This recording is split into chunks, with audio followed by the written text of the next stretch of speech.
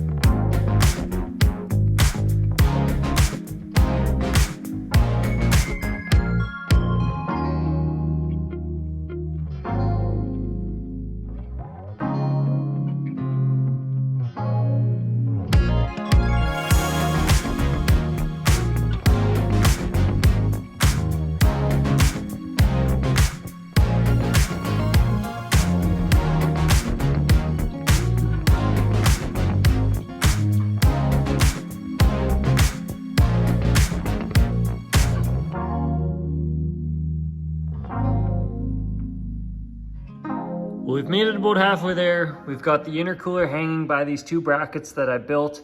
They're just tacked into the bottom of the radiator support right now, and it is supporting the full weight of the intercooler and the fans. However, I will have the bottom mounts that I'm probably going to tie off of the sway bar that's right here. Probably make a plate to sandwich between the bracket and the frame rail, then come down to the bottom of this. Basically, that will support the weight of the intercooler. These top ones will pretty much just be locating it front to back. Then, once I have the bumper on, I'll be able to see how much room I have and if I will be fitting the condenser in here in front of this. If not, it'll have to go elsewhere with its own fan, but we won't know exactly until I have these bottom mounts all figured out. So I'm going to build the bottom two tabs for the fan shroud because I only built the top ones for now. So I'll build the bottom two, weld those in, and then we'll start looking at mounting the bottom of this intercooler up to those brackets there.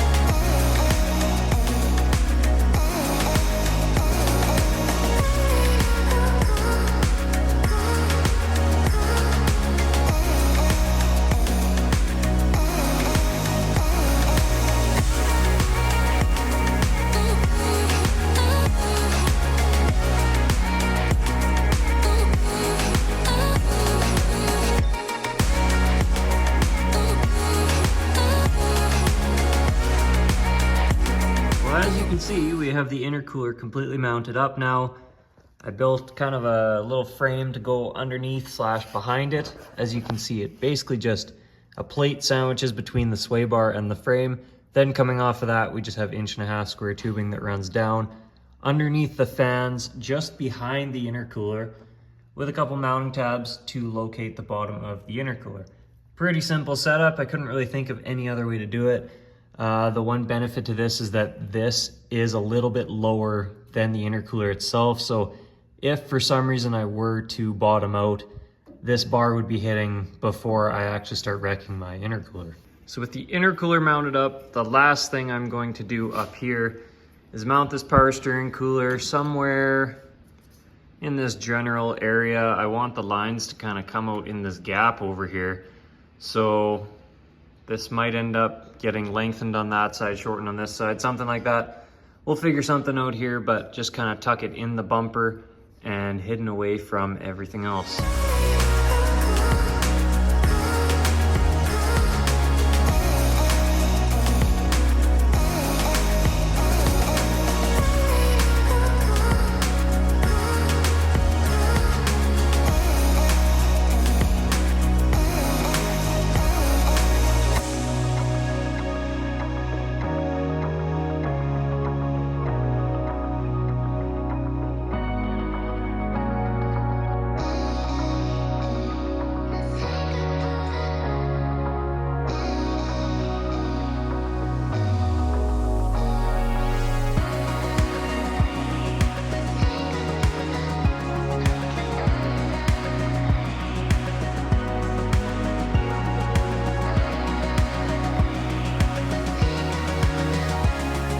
Well, I made up a couple small tabs, just one on that side, one on that side. Pretty simple setup we got going on here. Not sure if I'll end up replacing this with another Dodge power steering cooler, but this one might also just get cleaned up. It's fairly clean inside, so I may end up using it. I did cut the lines off right here because they did a weird loop thing and it wasn't gonna work with the way all of this is.